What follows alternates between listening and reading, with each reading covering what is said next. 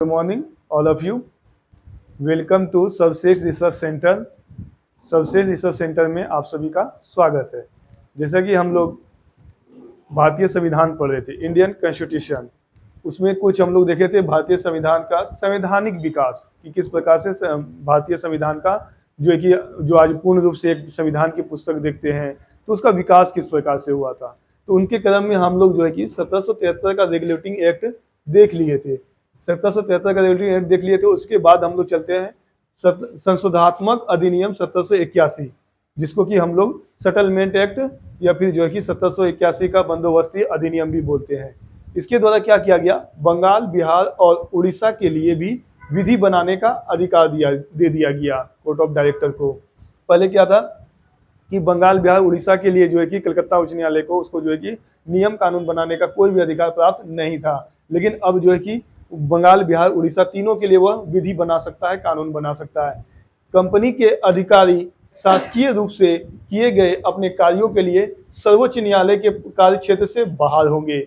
इसलिए ऐसा किया गया क्योंकि कुछ क्या बोलते अव्यवस्था फैल रही थी, जो दत्तक सिस्टम था उसका दुरुपयोग हो रहा था। इसलिए करके जो है कि कंपनी के अधिकारी को उनसे जो कि कंपनी के अधिकारी जो कुछ भी बिजनेस करेंगे, व्यापार करेंगे या फिर अपना जो भी कार्य करेंगे वो सर्वोच्च न्यायालय के कार्य क्षेत्र से बाहर रहेंगे। मतलब कि उससे उनका कोई मतलब लेना देना नहीं रहेगा। ऐसा नहीं कि मतलब कि मान लीजिए कोई भी अधिकारी, जैसे कि मान लीजिए कि वहाँ यहाँ का जो बंगाल का गवर्नर को गवर्नर जनरल बना दिया जाता है, तो गवर्नर जनरल जो भी काम कर रहा है तो वो बाद में सर्वोच्च न्यायालय ऐसा ना करे कि आपने ये काम गलत किया या फिर उसके काम का रिव्यू करे, ऐसा कुछ भी ना करें, नहीं करेंगे। इसलिए उनको स्वतंत्र रखा गया। दोनों अपने अपने जगह पे स्वतंत्र रूप से कार्य करेंगे।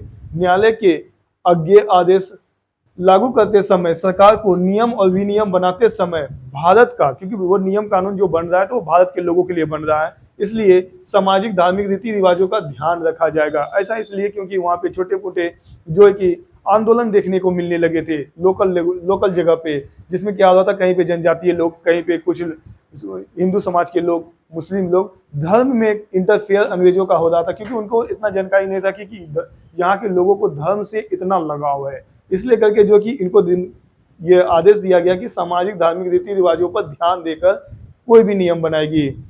गवर्नर जनरल इन काउंसिल को सर्वोच्च न्यायालय की अधिकारिता से मुक्त कर दिया गया। गवर्नर जनरल इन काउंसिल और कोर्ट ऑफ डायरेक्टर दोनों अलग अलग चीजें हो गई, दोनों एक दूसरे से मुक्त कर दिया गया और उसके बाद जो है कि अपना काम दोनों अलग अलग रूपों से करेंगे। ये तो था 1781 का संशोधनात्मक अधिनियम। अब दूसरा देखते हैं हम लोग, पिट्स इंडिया एक्ट 1784 के बाद क्या होगा, इसके बाद 4 अधिनियम आएंगे, 4 चार्टर अधिनियम आएगा, उसको आगे हम लोग देखेंगे। तो पिट्स इंडिया अधिनियम 1784 में इसमें बोर्ड ऑफ डायरेक्टर्स के नियंत्रण हेतु उसके ऊपर बोर्ड ऑफ कंट्रोल की स्थापना कर दिया। बोर्ड ऑफ डायरेक्टर जो था वो अपने मनमानी तरीके से काम ना करे। जहां पे हम लोग देखें कि इसको सर्वोच्च न्यायालय के कार्य क्षेत्र से बाहर रखा गया, वहां पे क्या किया गया, बोर्ड ऑफ डायरेक्टर्स को बोर्ड ऑफ कंट्रोल की स्थापना की गई क्योंकि उस पर कंट्रोल रखा जाए, वो क्या काम कर रहा है नहीं कर रहा है उस पर थोड़ा सा जो है कि वो निगरानी रखने के लिए। इसके लिए सदस्यों की नियुक्ति इंग्लैंड का सम्राट करता था, जो इंग्लैंड का राजा होता था उनके द्वारा उनका बोर्ड ऑफ कंट्रोल की स्थापना में इसको नियुक्त किया था। क्योंकि ये जो है कि अपने मनमाने तरीके से काम करने लगा। अगर ये नहीं रहेगा तो जो मन में आएगा वो करेगा, जो नियम बनाना होगा वही करेगा, जहां से जितना हो सकेगा। जैसे कि मान लीजिए जमींदारी व्यवस्था, रैयतवाड़ी व्यवस्था, ये सब जो व्यवस्था थी, जितना लगान उसको लेना होगा उतना पैसा लगान लेगा। जहां जो मन करेगा, जो दस्तक का नियम था उनका दुरुपयोग करवाएगा, जो जैसे होगा उसी प्रकार से काम करेगा। इसलिए कंट्रोल उन पे जरूरी था, क्योंकि अगर ये कंट्रोल नहीं करेगा तो इंग्लैंड के हाथ से कंपनी जो इंग्लैंड के हाथ से निकल जाएगी और कंपनी का सर्वस्व हो जाएगा और कंपनी भारत पे शासन करने लगेगी। इसलिए वो नहीं चाहता है कि कंपनी यहाँ पे सर्वसर्वा बन जाए, मालिक इंग्लैंड का सम्राट ही रहे और इंग्लैंड की सरकार ही रहे। भारत में प्रशासन गवर्नर जनरल तथा उसकी 3 सदस्यों वाली एक परिषद को दे दिया गया। भारत का जितना भी प्रशासन था, नियम कानून जो भी बनाना था, उसके 3 सदस्य वाली एक परिषद को दे दिया गया।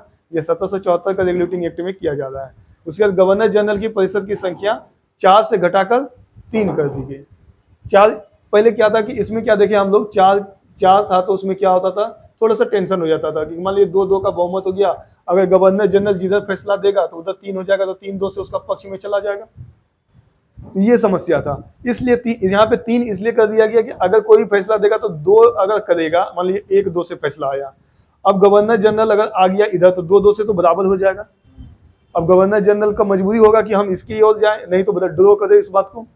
तो इसलिए करके जो कि 3 कर दिया, इसलिए करके 3 कर दिया, तो उसके बाद जो है कि मान लीजिए अगर इसमें आ जाएगा तो इसका बात को मान लिया जाएगा, अगर इधर आएगा तो कम से कम दोनों का बराबर रहेगा, फिर उस पर विचार किया जाएगा, फिर इसको आगे लेके जाया जाएगा। इस प्रकार के नियम बनाए गए थे। यहाँ 4-4 में थोड़ा सा दिक्कत हो रहा था।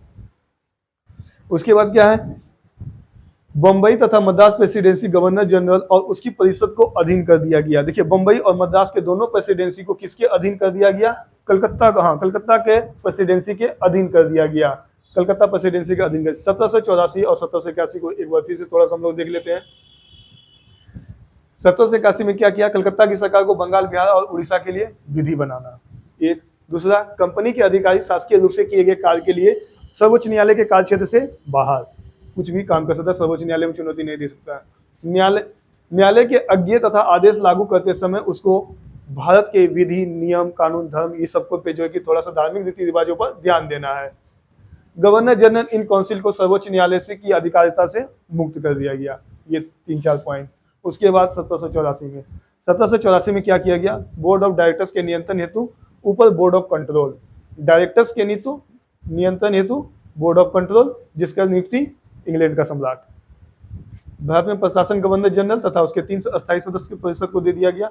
यहाँ का प्रशासन गवर्नर जनरल जो था, जो कि वारेन हेस्टिंग्स बना था, तो गवर्नर जनरल तथा उसकी 3 सदस्यों वाली एक परिषद को दे दिया गया। हाँ, 3 सदस्य में बांट दिया गया, ताकि जो भी फैसला लेना होगा, जो भी कुछ नियम कानून लाना होगा, तो थोड़ा सोच विचार के वहां के लोगों को जानकारी दे करके, ठीक है, बहुमत से फैसला लेना है। उसके बाद गवर्नर जनरल की परिषद की संख्या 4 से घटाकर कितनी कर दी गई, 3 कर दी गई, क्योंकि यहाँ पे थोड़ा सा परेशानी आ रहा था। और मद्रास और बंबई सरकारों की पूरी तरह से बंगाल सरकार के अधीन कर दिया गया। मद्रास और बंबई को, दोनों को कलकत्ता के अधीन यानी बंगाल के अधीन, और बंबई और मद्रास प्रेसिडेंसी गवर्नर जनरल और उसकी परिषद के अधीन कर दिया गया। यानी कि देखिए बंगाल सरकार को अधीन तो किया ही किया, लेकिन उसकी काउंसिल परिषद को भी जो है कि उसके अधीन कर दिया गया। कहने का तात्पर्य कि मान लीजिए कि जैसे अभी वर्तमान में दिल्ली सुप्रीम कोर्ट भी है और सरकार, भारत सरकार भी दिल्ली से चलती है, तो उसी प्रकार उस समय कलकत्ता को क्या कर दिया गया, सुप्रीम कोर्ट कलकत्ता में बना दिया गया, कोर्ट ऑफ डायरेक्टर्स दे दिया गया। और उसके बाद जो है कि प्रेसिडेंसी को जो वहाँ नियम कानून बनाएगी, जैसे विधानसभा जो कानून बनाती है, तो सांसद के कानून के अधीन कर दिया गया। ठीक है, जो कि नियम कानून बनाएगी। जैसे कि अभी मान लीजिए कि कोई भी कानून बनाती है राज्य सरकार, तो राज्य सरकार कानून बनाती है, अगर केंद्र का उसी टाइप का कानून आ जाता है तो राज्य सरकार का कानून क्या हो जाएगा, गौण हो जाएगा, केंद्र का सर्वमान्य होगा। इसलिए करके जो कि इसको अधीन कर दिया गया, बंगाल के अधीन कर दिया गया। ये था 1784 का। इसको थोड़ा सा रोकिए ना।